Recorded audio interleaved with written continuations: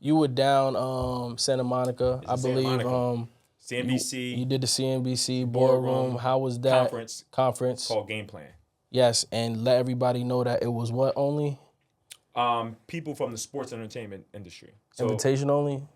It was invitation. Yeah, so like I tried to go. I tried to meet you there. You had to be selected. Correct. So you could fill out a general. Yeah, but you're not. But you had to make it. Why did they select you? I made a call. Oh. I made a call. Can't say who, but I made a call. Why you can't never say who? Because, man. You protecting the confidentiality of the client. But they ain't even a client. Yeah. It just was you can't give up. If you give up your sources, they won't be your sources no more. That's why Woj was great at what he did. He never talked about. Yo, send Drake that. He never talked about. He could use that right now. He never talked about who. He could talk about what he did. Yeah. But I can always talk about the what.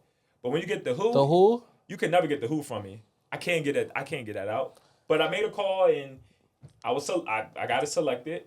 And I'm gonna tell you that conference was really good. Won. It was really good, man. The people that I met, the relationships that I fostered. Who's some people you met out there? It put me in another stratosphere. Like I said, I met a few GMs of some universities across the country. I named University of Texas. LSU was another one. Cameron Brink was there. I met her. Juju Watkins. How tall is Cam? She taller than you? She taller than me. Cam is 6'6"? 6'7" maybe. She tall, bro. She had me by at least 3-4 inches. That's crazy. So she's. So you was looking up to her? Not full neck but extension. You was like, oh, hey, Cam. Yeah, like, hey, what's up, Cam? Yeah. Struggling your eyes a yeah. little bit. But it was a great conference, man. It was really, really good. I enjoyed myself.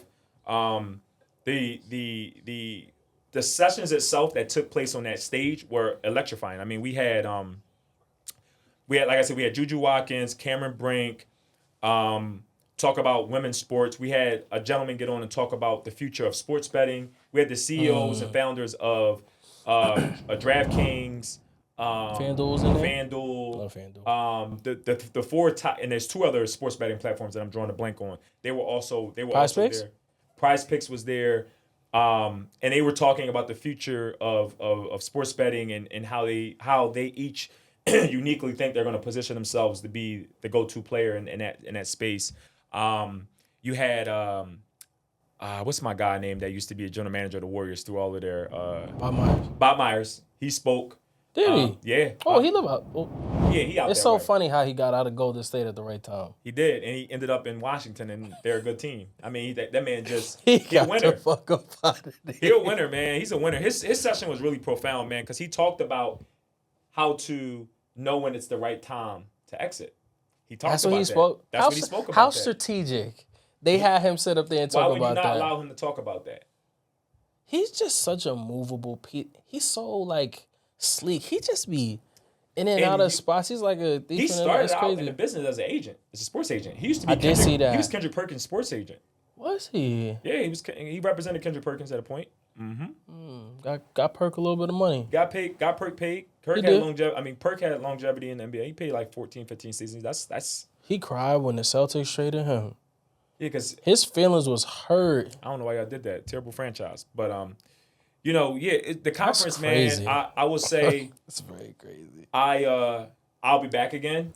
There were a lot of people in the room who and LA got a certain vibe about it that it's just so slow motion. Well, not even just slow motion. I sometimes feel like I genuinely like to meet people, not because I have strategy behind it. Like, obviously, strategy for me is the byproduct of it. But LA said they so. It's like. What you do? Yeah, it's like, damn, bro. Like, just yeah, my man. Like, Roll Plus, you gonna tell your people to ease up out there a little bit or what? Down. And certain things feel a little superficial. It don't feel like you organically want to get to know me. It's like you want to organically get to know me because. Because you say that all the time. Yeah, like you say that all the time. And I'm cool with that. Like, I'm cool with, like, keeping things. But I feel like you're using me. Pause. Right. Like, at least try to get to know my name. You know? But it was a great conference. Great conference, man. So what's the biggest message you had gained from Bob Myers when he was talking about knowing the time to exit? Yeah. He just said that, whenever you, especially in the world of sports, whenever you're going into roles that have a timeline on them. It's important to know when to make your exit. Like, because it's easy to get caught up in the run that Golden State was on, and you would have thought, stay forever, right? Yeah. But he realized after their last championship, he said to himself, I squeezed everything out of this. Like, did he say that? He did in the interview. And sometimes people, especially in that side, like, that's not relative to me, because the way I look at my clients at courtside is that's for life. Right, that's something. I'm here. I'm not just here. You're like, even when you stop playing, you're still family. You're still family. I'm still your financial advisor. That doesn't change. You don't graduate from your financial. He's talking from a business aspect. Perspective. You got to know you got to start with the exit in mind. How far can I take this before I gotta make a exit stage left and give somebody else the opportunity? Great example of that would be, and then we move on. Mark Cuban buys the Mavericks at $250. Sells a big portion for the team was worth $4 billion now. Yep. Celtics up for $4 billion after they win a championship, knowing when to get out. Your owners learned from Mark Cuban. Yeah, just get out while it's hot. And if it started not low, but you got everything you could out of it, you know what I'm saying? Like you won a championship. Mark won a championship. They went to 2. You know what I mean? What most do you want to get from it? 3. Right. Is there anything you would change about your experience at the Boardroom Trip? I would just say, like, being even more intentional about the people that I met, because it was my first year going. I felt like I needed to talk to everybody because I just didn't want to leave meat on the table.